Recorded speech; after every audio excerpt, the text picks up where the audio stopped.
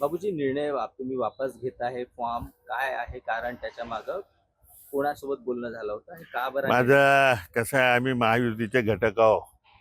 आम्ही सर्व लोक राष्ट्रवादी काँग्रेस अजित पवार गटाचे आहो.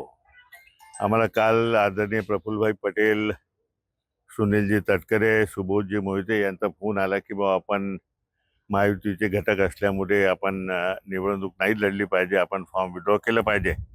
कारण की भारतीय जनता पक्षाची आवश्यकता आपल्याला दुसऱ्या मतदारसंघामध्ये पडते जिथे आपले उमेदवार आहे.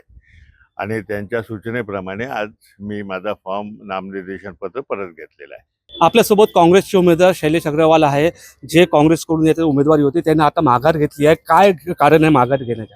5-5 लाख रुपये पहिलेच वाटून आहे. कमी पैसे कोणी कोणाजवळून घेणार नाही आहे. आणि निवडणूक जर फक्त पैशांचा बाजार करून ठेवला आहे आणि गरीब आदिवासी भागातलं नेतृत्व करणारे लोक आहेत, ते पैशाच्या आमिषाला बळी पडतात. ते सगळे आमचा पक्ष सोडून त्यांच्यासोबत यात्रेला सहलीला चालले.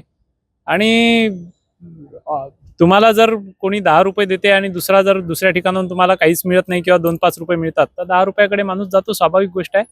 तर ओव्हरऑल हे काही राजकारणाची चांगली पद्धत नाही आहे, अप्रिशिएटिंग नाही आहे. आणि अशा गलिच्छ राजकारणात मला काही स्वारस्य नाही, म्हणून मी या ठिकाणी माघार घेतली. पण यामुळे भाजप बिनविरोध होणार आहे. बिनविरोध होतेच. ते आर्थिक क्षमता त्यांची होती आणि आमचे लोक खपलेले आहेत. आमचे लोक आधीच त्यांचे पैसे वाटून आहेत आणि त्यांचेच पैसे वाटायचे आमच्या लोकांना. बस तर याच्यापेक्षा जास्त मला काही बोलायचं नाही. हे होते अग्रवालजी. निलेश डहाट, TV9 मराठी, चंद्रपूर.